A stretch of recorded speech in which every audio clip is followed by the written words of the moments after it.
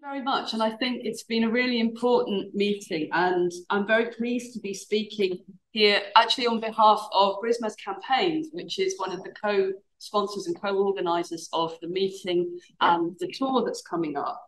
I just want to say very briefly what Brisma's Campaigns is. Brisma's is the British Society for Middle East Studies, and Brisma's Campaigns was set up in 2019 as the result of a grassroots campaign that won a vote at the AGM of Brisma's for BDS, for boycott, divestment, sanctions, for the academic boycott. That's in 2019. That's not this year. That's 4 years ago. That's part of actually a very long campaign that was waged by our founders to raise that and win that position within the British Society for Middle East Studies. So I'm very pleased to be speaking here as one of the directors of Brisma's Campaigns, and we're very pleased to be supporting the tour that's coming up.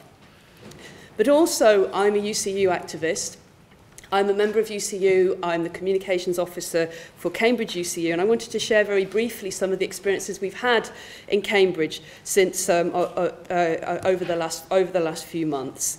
And just on Saturday, we held our 4th major teach-in event, which had 70 people in the room, 50 people online. It was a special one around Educators for Palestine, organised in collaboration with the Faculty of Education in Cambridge and with the National Education Union. On Monday this week, there was a film showing organised by Palestinian colleagues of a film called Spaces of Exception.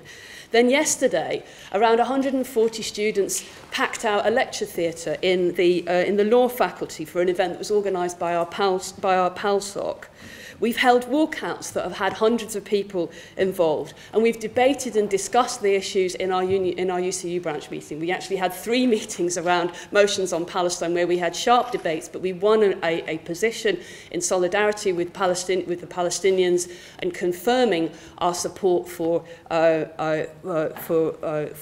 campaigns like this, for defending academic freedom and for people's right to organise solidarity around Palestine.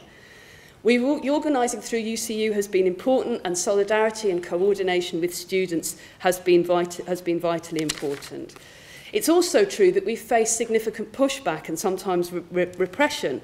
Members of staff and students, for example, have faced press campaigns calling for their prosecution under terrorism legislation.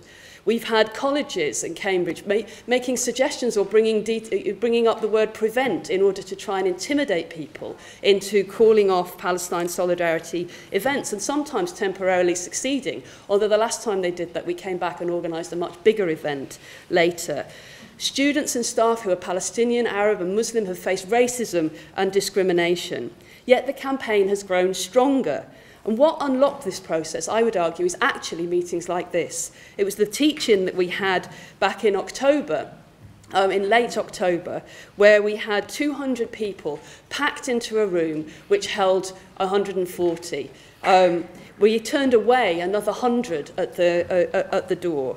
We spoke in that teach-out about the very issues which our government wants to criminalise and silence. We talked about settler colonialism. We made a platform for Palestinian staff and students to speak about their experiences of life under occupation. We talked about apartheid. We heard a Jewish colleague who's an expert in genocide speak about the comparisons between the genocide, the Armenian genocide, and the genocide that is unfolding in Palestine at the moment. And we spoke about all the varied forms of resistance that Palestinians practice. We have had Jewish colleagues speaking out about the difference between anti-Zionism and anti-Semitism and helping to clarify those issues. We have created a platform and a space for discussion and speech and debate which those in power wanted to stop us from accessing. So what should happen next after this meeting? Well, as far as I can see, I think this is an enormously important step forward. This is a launch of a campaign that will hopefully take forward and replicate meetings like this across the UK. We hope hosted by UCU branches. I'm very pleased to say that my UCU branch is inviting the campaign to come to Cambridge for an event, and to link it up with vibrant campaigns organising staff and students, for example, for the walkouts and protests that we hope are going to take place on the 7th of February that Sophia mentioned for the Day of Action. I want to mention that there's organising going on between UCU branches. I've been involved, and other colleagues in the room here have been involved with setting up a new network called University and College Workers for Palestine, which has got a very large WhatsApp group and is helping to coordinate action like this between UCU branches and with colleagues in unison, and we hope we'll also work with other campus unions.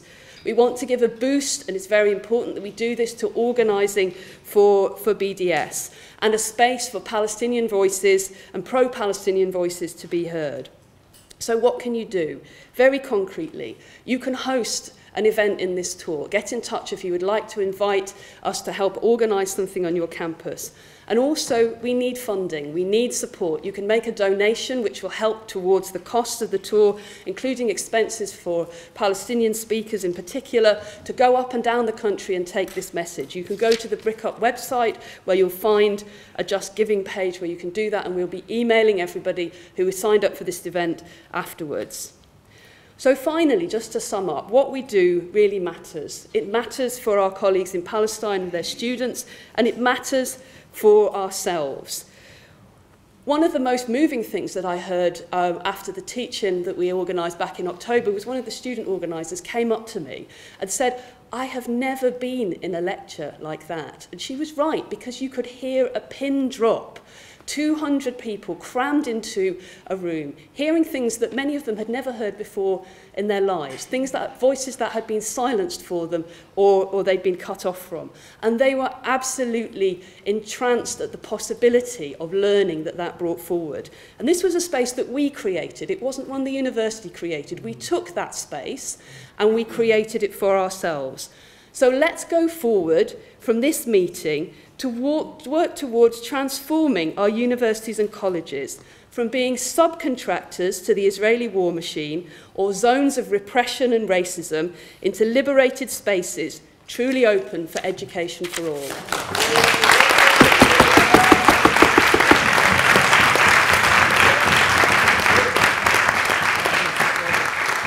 Thank you very much.